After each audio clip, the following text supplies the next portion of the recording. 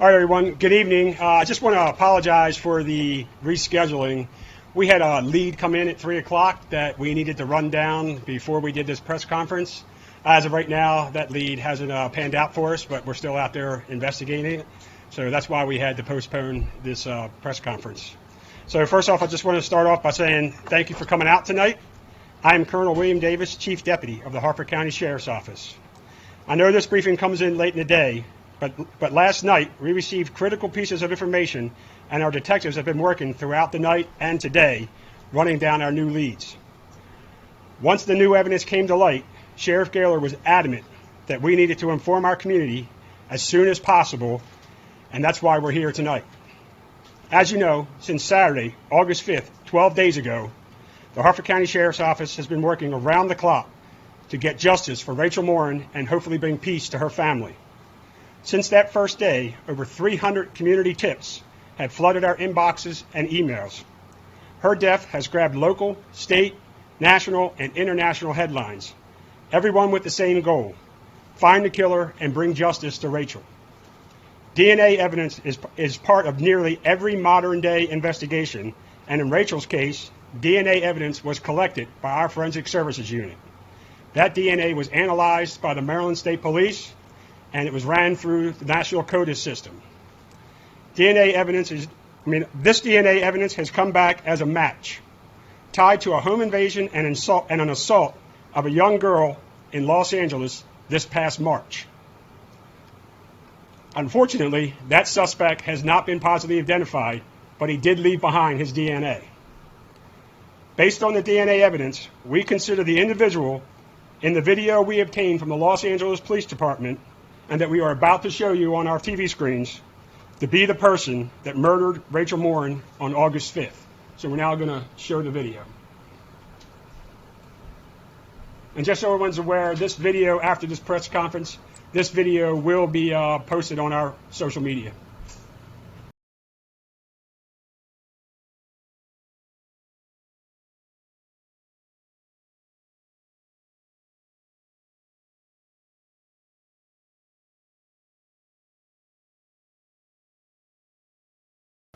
All right, you want to play it one more time?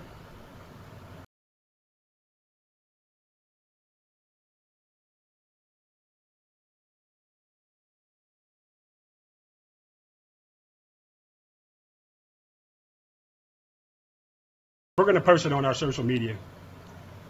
Based on our analysis of this video and witness observations, we believe the suspect to be approximately 5'9", 160 pounds, and of Hispanic descent.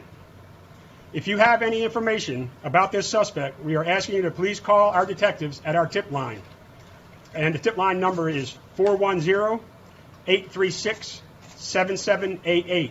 And we've also established a dedicated tip email address, and that email address is rmtips@harfordsheriff.org. Again, that's RM as in Rachel Morin, tips@harfordsheriff.org. We want to make it clear that we believe the suspect acted alone, and he doesn't represent the entire Hispanic community of Harford County, who we are now partnering with to identify this suspect. I know I can speak for the sheriff when I say we are immensely proud of this community. Our community will not be defined by this tragedy. Our community is one that will work together to get the job done and bring this suspect to justice.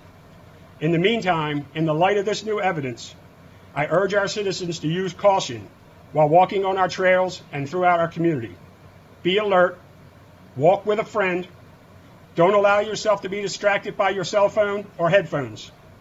And finally, if you see something that makes you feel uncomfortable or that you think is suspicious, act on those instincts and call 911. And lastly, we will continue our increased presence on the Mom Pod Trail. And now I'll open it up to questions. Colonel, do you have any other details on what happened in Los Angeles, exactly where, or anything about what this person did there? So when it comes to the details about Los Angeles, that's information that the Los Angeles Police Department has, and we were just going to refer people to the Los Angeles Police Department to get those details. Only thing I can tell you is an attack on a young girl. Any word about a possible motive? Like, was Rachel missing any money or anything like So we are not going to talk about the crime scene at this time because, as I've said in previous interviews, we don't want to talk about the crime scene or what happened at the crime scene because once we catch this person, we want to make sure we got the right person. And the only people that know what happened at that crime scene when we catch the person is us and that suspect. So we're not giving any details about that. Oh, I'm sorry. Oh, you're fine. Again, how did you come across, what led you to this particular suspect, this person? So we collected DNA from our crime scene. The Maryland State Police analyzed that DNA for us, ran it through the National CODIS system, and that came back as a match to the crime that occurred in Los Angeles, where they had recovered DNA from this person that you saw in the video. The video that we watched, tell us about it. I mean, what Los Angeles Police released it to you, but what is it? Is it at his home? Is it at a scene of a crime? That is at a home, and that is the suspect leaving the scene of the crime there.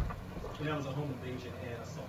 Correct. Of a little girl? Is that just A young girl. So I'm going to leave it at a young girl. I don't want to talk about the family there, but it was a young girl in the house that got assaulted. What does this do to the case, Colonel? You have an image now of the person you think is believed to be Correct. responsible for this. What does that do for the case? Well, I think now it kind of leads us down the path that we believe this was a person that Rachel probably didn't know. Maybe you could say potentially a random act of violence. And we're hoping that the community now can watch that video, and we also got still pictures that we're going to be putting out, and that somebody can identify him. Have you narrowed it down to a certain area? Do you think he could still be like somewhere on the Montauk? We don't have any clue where he could be. We don't even know if he's still in Harford County or in the state of Maryland, because obviously in March he was in California, and then here in August he was here in Maryland. So we don't know if he's still here or not. Do you have any evidence that he was targeting people along that trail, or do you believe this was, completely random? I'd only be speculating. We do not know. Do you think he may be armed, any weapons or anything? Again, speculation. You describe him, Colonel, as 5'9", 160, Hispanic male. Do we have an approximate age? Or?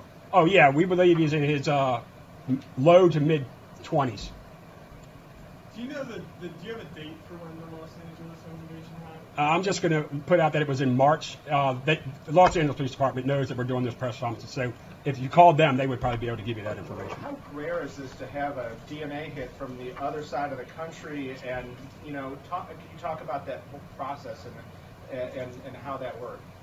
I mean, this is the first time I've seen a hit in a case that I've been involved in that was that far away for a DNA hit. So I wouldn't say that it's unheard of, but certainly unusual. For the record, you don't have his name? No, that's what we're looking for. Like where he lived or anything like that? Is he from LA or? We don't know. We know nothing more about him other than he was in LA and committed that crime in March, and he was here in August and is the murderer. We believe to be the murderer of Rachel Morin. To follow up on that question, you identified him through DNA evidence through this database. So there's no name associated with that? No.